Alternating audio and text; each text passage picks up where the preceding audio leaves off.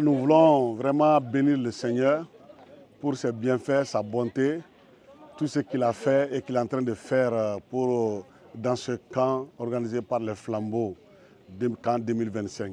Dieu nous a fait grâce. Nous avons d'abord, en un premier temps, établi vraiment qui est Christ. Parce qu'il s'agit de vivre, de comprendre, de vivre en Christ. Nous avons dépeint Christ, Christ qui est éternel, qui n'a pas de commencement, mais qui a pris la chair et qui est venu habiter parmi nous. Et en venant ici, le Père a donné le nom Jésus. Donc, d'où Jésus-Christ, ou Christ Jésus. Nous avons compris que, alors, ce Christ Jésus-là, il a un Père, Dieu est son Père, sa mère c'est Marie, il est né à Bethléem, il a grandi à Nazareth. Tout cela n'est pas fortuit. Tout cela s'est passé conformément aux prophéties. Et quand on établit l'identité de quelqu'un, on regarde la personne, est-ce qu'il a un signe particulier? Et nous avons compris que le signe particulier de Christ, c'est alors la perfection. Il est parfait. Maintenant, le deuxième jour, nous avons commencé à parler des identités que nous avons en Christ.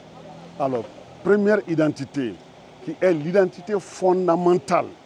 Sans cela, les autres identités n'ont pas de place. Ça, c'est l'identité sous-passement. Ça, c'est la sainteté. La Bible déclare que nous sommes saints en Christ. Le mot saint veut dire pur. Pur va au-delà. Pur veut dire aussi motif, donc motivation. Maintenant, quelle est notre motivation intérieure?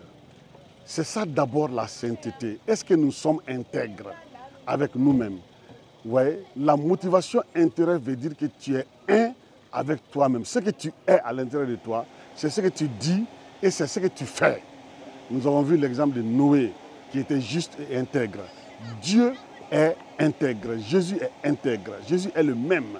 Donc si on est en Jésus, on est intègre, on est saint.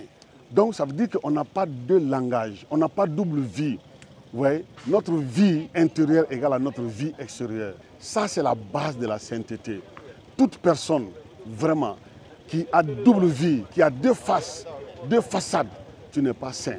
Nous sommes allés encore plus loin pour parler de la sainteté comportementale. Nous sommes appelés à nous séparer du péché, à fuir l'impudicité. Nous avons expliqué cela aux enfants. Et les enfants ont compris. Ce jour-là, après l'appel à la repentance, vous voyez, presque tout le camp s'est levé pour vraiment se repentir. Parce qu'ils ont compris la parole de Dieu.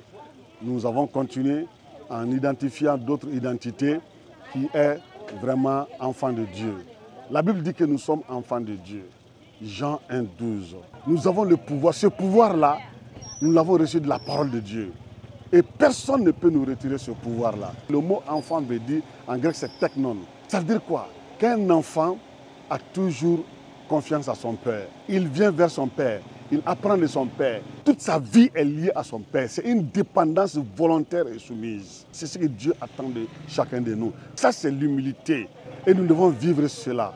Et l'identité qui a suivi, ça, c'est vraiment une nouvelle créature. Nous avons dit que nous sommes une nouvelle créature en Christ. C'est ça la conversion, rentrer en Christ. Ouais. Et quand tu rentres en Christ, Dieu ne te voit plus. C'est Christ qu'il voit. C'est pourquoi, alors la Bible déclare que tu es une nouvelle créature. Une nouvelle créature, et là aussi, c'est une innovation. Vous voyez, c'est une transformation. Donc Dieu a créé deux fois. C'est ce que les gens doivent comprendre. La première création, c'est dans Genèse 1 et 2. Et la deuxième création, c'est en Christ. En Christ. Celui qui entre en Christ, tu es créé de nouveau. C'est comme ça aussi que tu dois te voir. Tu n'es pas une personne dépassée. Tu dois déclarer ça sur toi-même. Je suis enfant de Dieu, je suis une nouvelle créature. Et cette nouvelle création n'est pas mon œuvre, ni l'œuvre de mon père, ni l'œuvre de mon pasteur, mais c'est l'œuvre de Dieu en moi, l'œuvre du Saint-Esprit en moi. Et le Saint-Esprit est le garant de cette nouvelle création. L'identité qui va suivre, nous sommes bénis par Dieu.